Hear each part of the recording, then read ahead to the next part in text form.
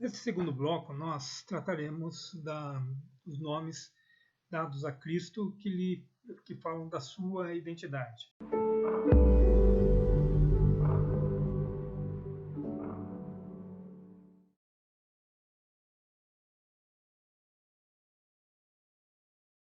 Começaremos com o nome que foi dado a Jesus pelos seus pais, revelado para José através da visão que ele tem de um anjo, que diz para ele, ela dará à luz um filho e lhe porá o nome de Jesus, porque ele salvará o seu povo dos pecados dele. Isso nós encontramos em Mateus capítulo 1, versículo 21.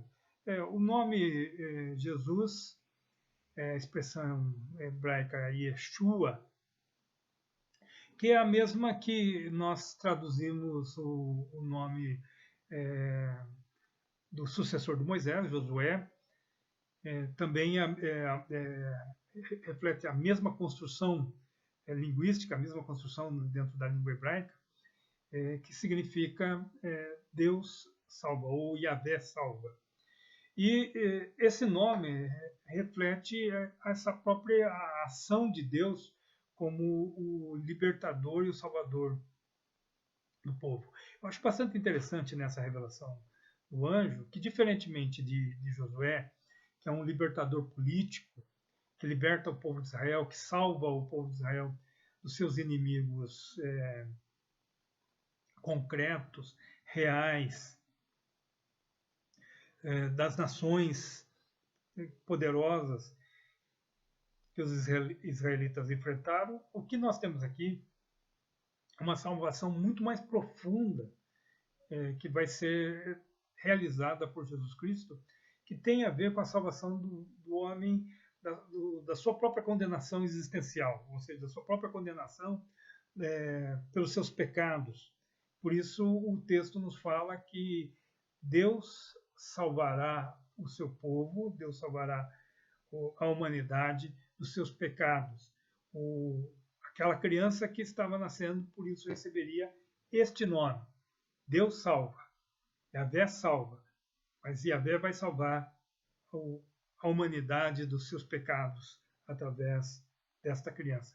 Então, o primeiro nome dado na construção da identidade de Jesus, esse mesmo nome Jesus é o elemento central da construção dessa identidade. Jesus é o Salvador, porque Yahvé salva e Yahvé se revela em Jesus. O segundo nome é o nome Filho de Deus, o título Filho de Deus dado a Jesus.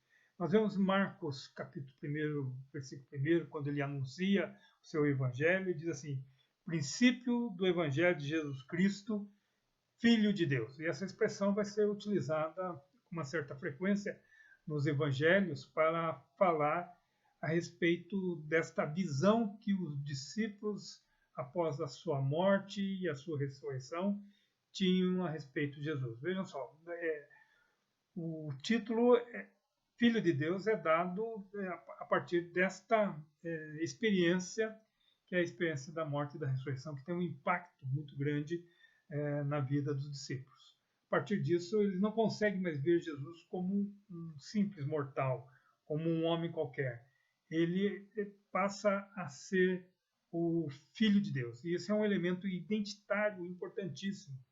Essa expressão, apesar de existir no Antigo Testamento, de chamar os filhos de Israel ser representado pelos filhos como os filhos de Yahvé, e a expressão não ser desconhecida do povo de Israel, ela era mais comum ou mais fácil de ser entendida dentro do contexto do mundo grego.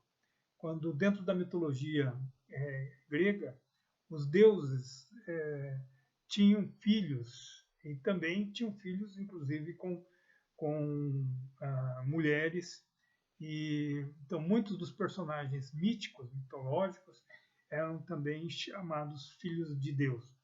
Essa expressão é importante na construção mental, por causa justamente de que reflete de que Jesus não era um homem qualquer, mas ele tinha uma relação especial com a divindade, que era essa relação filial de Deus com Jesus. E essa revelação é importante do ponto de vista de tirar Jesus desta significância no qual ele é uma pessoa qualquer ou um ser humano qualquer e passa a ser um ser humano especial nessa relação com a própria divindade, com o próprio Deus. A próxima expressão que é utilizada para identificar Jesus é a expressão filho do homem, como nós vemos no texto de Marcos 9:31. O filho do homem será entregue nas mãos dos homens e o matarão, mas 3 dias depois da sua morte ressuscitará. Veja só, essa expressão filho do homem é uma das expressões mais utilizadas para identificar Jesus nos evangelhos sinóticos, ou seja, nesses evangelhos que são parecidos, Mateus, Marcos e Lucas. Ele também a expressão é utilizada no Evangelho de João de uma forma menos frequente e é utilizada uma vez no livro de Atos. Mas nos Evangelhos sinóticos essa expressão é utilizada quase 1000 vezes. E procura refletir este aspecto da humanidade de Jesus. Mas não é uma humanidade qualquer, porque a expressão ela é tirada dos profetas, principalmente o profeta Daniel. E essa expressão ela tem a ver com o homem que está realizando a vontade de Deus. Não é um homem qualquer, mas é o homem debaixo da soberania divina, debaixo da vontade divina. Essa expressão aparece dessa forma nos profetas e aparece também Jesus falando a respeito de si mesmo, geralmente falando do seu desamparo, lembrando a expressão também de Jesus quando perguntado por algumas pessoas a respeito do discipulado, ele vai falar que o Filho do Homem não tem onde reclinar a sua cabeça. E nessa expressão nesse versículo que nós lemos, ele vai falar do Filho do Homem morrendo e morrendo morte de cruz, que na cabeça, na mentalidade da sua época, significava uma morte muito ultrajante.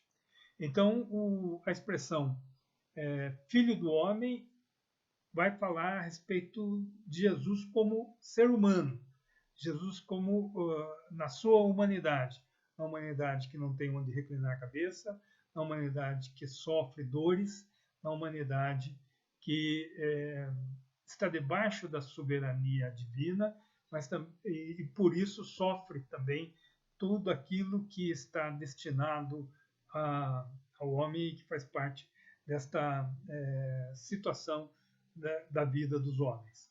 A outra expressão que é utilizada para Jesus, que fala também da sua identidade, é a expressão Senhor.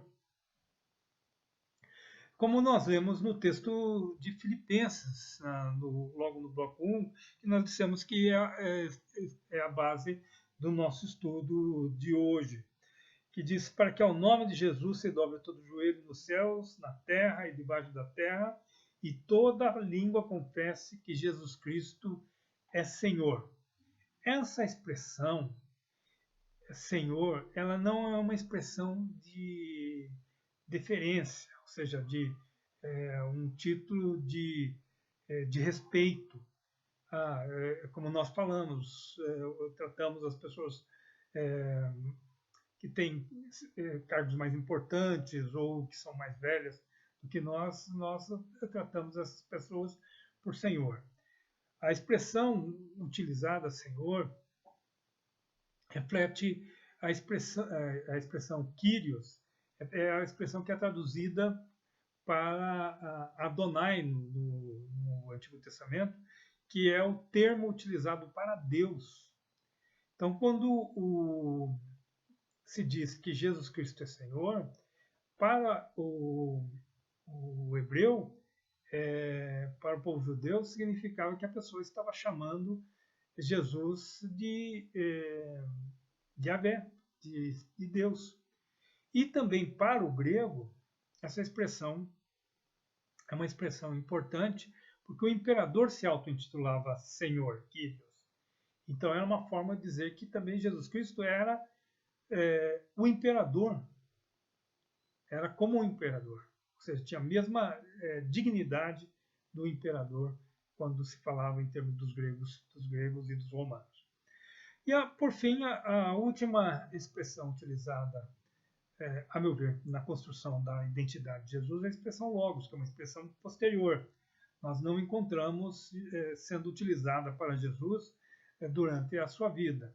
A expressão é utilizada por João para definir Jesus, dizendo que no princípio era o verbo e o verbo estava com Deus. A expressão traduzida por verbo em grego é a expressão logos, que dá um status especial para Jesus, porque o logos para o grego era o princípio criador. Ou seja, Deus, quando criou todas as coisas, ele vai se utilizar da palavra para criar. E essa palavra é a vontade de Deus expressa de uma forma em que ele dá realidade às coisas. Então, quando se utiliza a expressão logos, nós estamos dizendo que Jesus era a própria expressão de Deus para transformar o mundo. Nós veremos agora no próximo bloco os títulos ou nomes que são dados a Jesus que falam a respeito da sua missão.